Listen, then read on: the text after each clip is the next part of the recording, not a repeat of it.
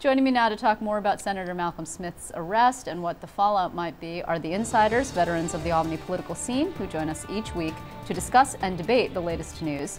Here tonight is Bruce Gyory. He served as a senior advisor to 2 Democratic governors. He is now working at Corning Place Communications. He is an adjunct professor at UAlbany.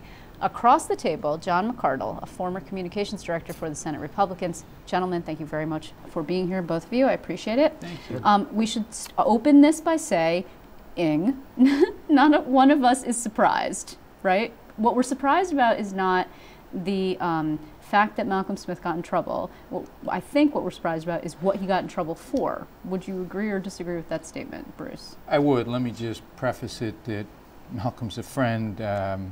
He's entitled to the presumption of innocence. He says he will be fully vindicated. But Preet Bharara has a batting average on bringing these cases that I wish, if my New York Yankees hit at half his batting average, we'd have won opening day rather than losing 8-2. So by the way. Yeah, I know, on the Yankees. But what's so tawdry about this scandal is basically this. Malcolm Smith had no chance to win this primary, even if he was able to get this Wilson-Pakula authority, which the essence of when you're not a member of a political party, you need permission, and that is under the old Wilson-Pakula law, hence we call it Wilson-Pakula. So all this corruption and shenanigans and what's in the complaint was for something that could never bring to fruition, which is his getting the Republican nomination, which means, to paraphrase Talleyrand, as bad as being a crime, it was a blunder. It's sad. John, you were working for the Senate Republicans when Malcolm Smith was the majority leader, I think, right? Yes, I was there. It really was shocking, I think, to pick up the paper, as we all did this morning, to see that. I mean, there was no secret that there were investigations going on involving whether it be the AEG issue or some of the other things, but this one was a surprise and really sad. I mean, you get a bad feeling, despite having come out of the institution in the Senate for a number of years, and you just hate to see this happen. And we all work in government or politics, and it's just it just stains the entire and there's no party, there's no region of the state, there's no political philosophy that hasn't had one of theirs involved. No, and I'll just say this: it's just, you've both worked for people who have had really stellar, several. At least one that I can think of, who have had really high-profile scandals. And you know what it looks like from the inside, and it is very ugly. And, of course, there's a personal nature to it. And we're not just talking about Malcolm Smith either. We're talking about, and I think this is significant, several Republican officials in New York City. New York City Republicans are like, practically dinosaurs anyway. I mean, what is this going to mean for them? Could I point to that? Because I think this does not have to do with party philosophy, but somebody, when I was very young, pointed out. When a political organization decays and they cannot win elections, which is what you really have in the New York City Republican Party, Giuliani and Bloomberg won because of what they brought to the table, not because of the Republican counties. That once you have that decay set in, that there's no level they won't stoop to.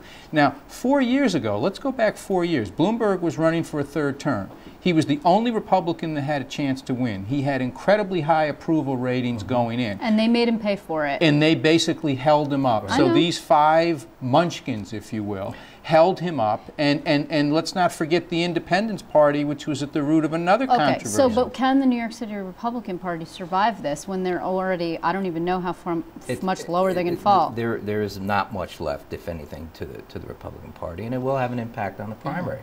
Which you do have, which is sort of unique this year.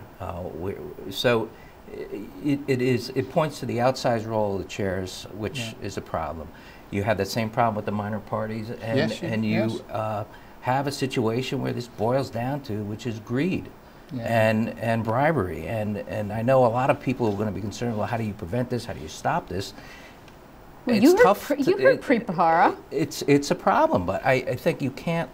How do you legislate against? You already have laws against bribery, and I think that he pointed out, and I think one of the things that everybody will call for, hopefully, is more transparency, more sunlight. Oh wait, hold on. Let me just ask this question because I do think this is an important point. More transparency. Yeah. So you do know that the campaign finance people are making an issue today, and they sort of got shunted aside in the headlines. They started their big push. They started their ad campaign yesterday. They started their big push today. We do have someone on the show talking about it. However, they say this case makes our point because not only, you know, Malcolm Smith, which of course is what we've been focused on up here, but also Dan Halloran, who's a New York City councilman who was also involved in this bribery mess and from Queens, took, you know, was sort of trading favors in another piece of this three-pronged scandal for campaign contributions. And so they say, clearly money is the evil in politics. We need to get it out. When you say transparency, could this convince the Senate Republicans? I don't think the Senate Republicans would argue against transparency. I think what they've said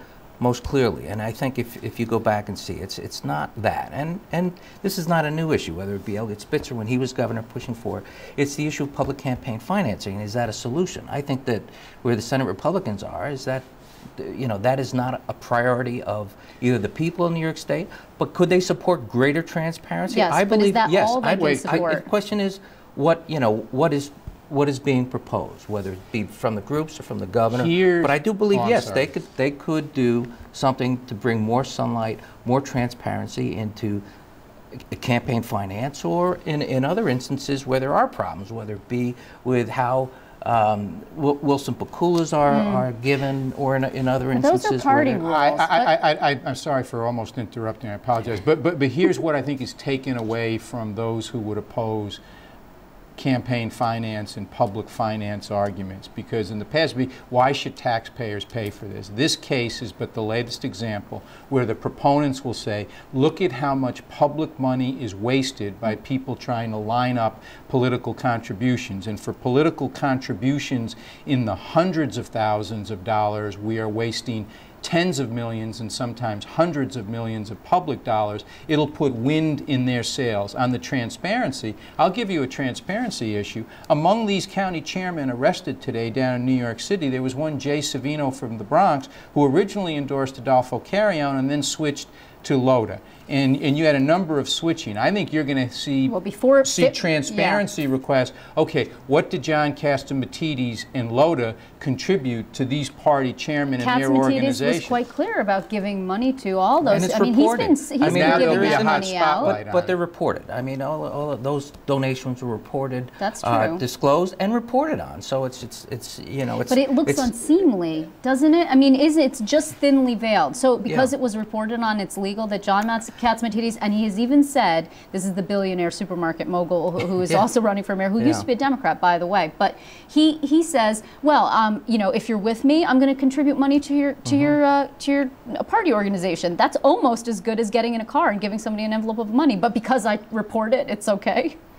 Well, I think you get into when you get into the issue of campaign finance reform, there's issues involving caps on donations.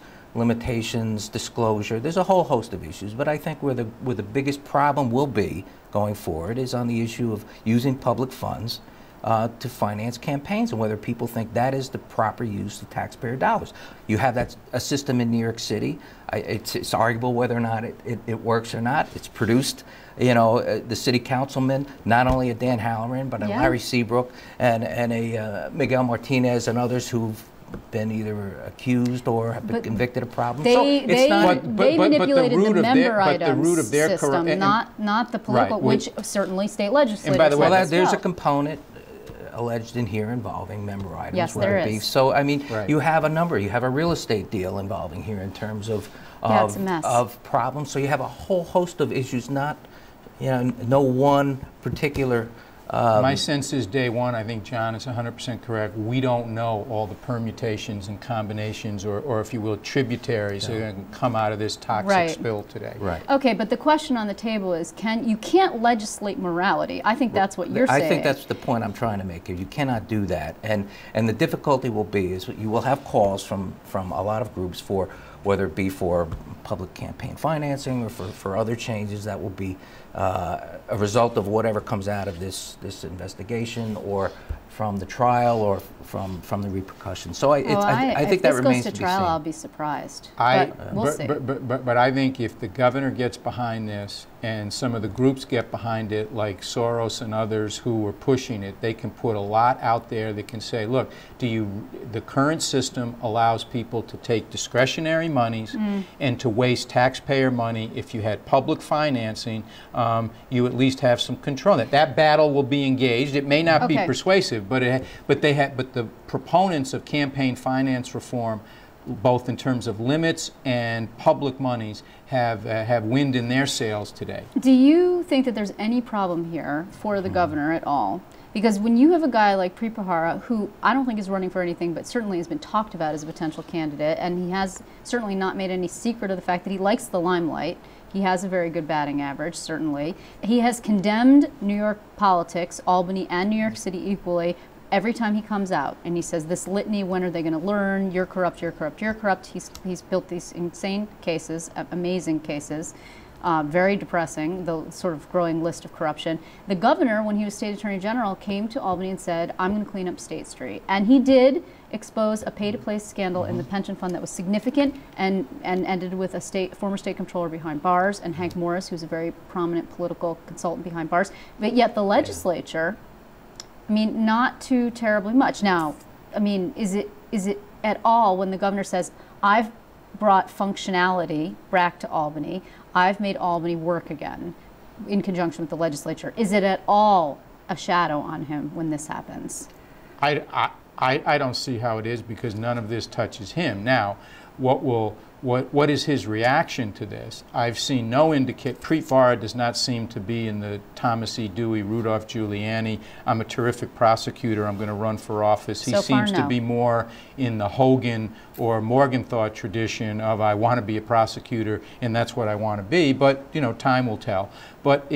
But I think I would be surprised if the governor did not use this event, which has captured the imagination of people and unsettled a lot of stomachs, correctly so, and use this to be the basis of reform so that he gets on top of that. In fairness to him, coming in, he attacked the dysfunctionality on the process and let's get things done. And there's a separation of powers argument here, but now let's see what he does with it and what he brings to the fore. John, also, I mean, does this undercut at all? I mean, just yesterday we were talking to State GOP Chairman Ed Cox, who was sort of bashing the governor. That is his role as sort of loyal opposition, for saying that the state budget that the governor is just today traveling around the state and touting is in fact pro-growth, is in fact good for business, is in fact something that lowers taxes, etc. Does this now change the whole focus and undercut the GOP argument that maybe the governor could be weak in 2014? I don't think so. I think it's a distraction for everybody, and it's an unfortunate one. And I think the governor was out,